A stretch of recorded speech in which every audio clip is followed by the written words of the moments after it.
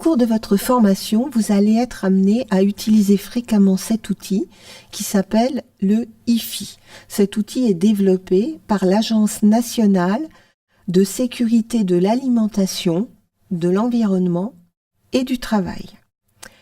Cet outil, qu'on trouve donc sur Internet, vous avez ici l'adresse, est en fait un catalogue des produits phytopharmaceutiques, accessoirement des matières fertilisantes.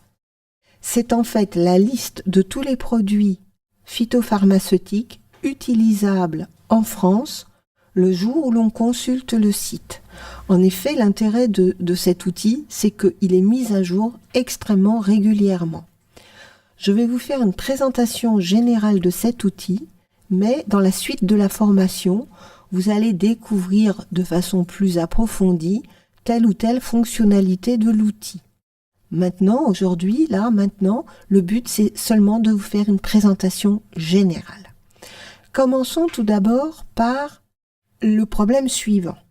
Un client vient vous voir avec le nom d'un produit et vous voulez vous renseigner et obtenir des informations concernant ce produit. Vous allez saisir le nom de ce produit dans cette petite fenêtre. Par exemple, je vais chercher des informations sur un produit qui se nomme Cumulus. C'est un produit du commerce. Je vais donc dans cette seconde fenêtre que j'ouvre, cliquer sur PPP, autrement dit, produit phytopharmaceutique. Et ensuite, je lance la recherche. Ce produit apparaît dans une nouvelle fenêtre, accompagné d'ailleurs d'un autre produit. Nous avons deux produits Cumulus, le Cumulus DF, commercialisé par la firme BASF, et le Cumulus Jardin, commercialisé par la même firme. Je constate ici qu'une petite brouette apparaît. La petite brouette, c'est un pictogramme qui va permettre de repérer les produits qui sont autorisés dans les jardins, dont l'emploi est autorisé dans les jardins, autrement dit, les produits que vous pouvez vendre à un jardinier amateur. On voit tout de suite que le Cumulus DF ne possède pas, il n'y a pas de petite brouette, donc ce produit n'est pas utilisable par un jardinier amateur. Puisque nous en sommes au pictogramme, ces deux pictogrammes UAB qu'on voit ici, qu'on retrouve ici, vont permettre de repérer les produits utilisables en agriculture biologique. Cumulus DF a beau être utilisable en agriculture biologique, il n'est pas pour autant utilisable par le jardinier amateur parce que pas de petite brouette. Le dernier pictogramme que vous voyez ici, mi-coccinelle, mi-feuille d'arbre, est un pictogramme qui permet de repérer les produits de biocontrôle.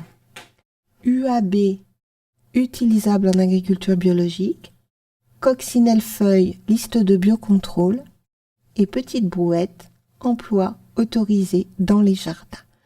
Tous les produits que vous commercialisez doivent être accompagnés de ce pictogramme.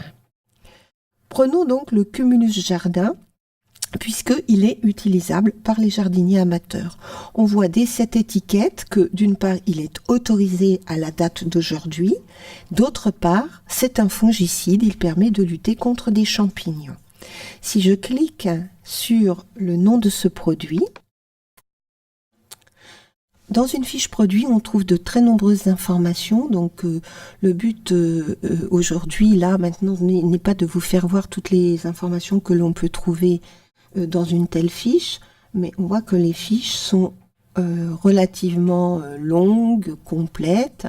Je voudrais juste attirer votre attention sur une des informations que l'on peut trouver dans les fiches, c'est les usages autorisés. Donc vous pouvez accéder aux usages autorisés soit en prenant l'ascenseur et en allant jusqu'à usage autorisé, ou bien en utilisant le raccourci qui consiste à cliquer sur cette pastille rose et vous arrivez directement aux usages. Vous allez chercher la culture pour laquelle votre client désire utiliser ce produit, par exemple le pommier. Donc vous cliquez sur pommier et vont apparaître l'ensemble des usages du cumulus concernant le pommier. On voit qu'il y a plusieurs usages. On peut utiliser ce produit pour traiter de l'oïdium du pommier, pour traiter de la tavelure du pommier. Et concernant le pommier, voilà, on a fait le tour des usages. Il y a 2 usages possibles. Donc ça, c'était la première chose à dire. Comment trouver des informations quand on possède le nom d'un produit et donc que l'on désire avoir des informations sur ce produit.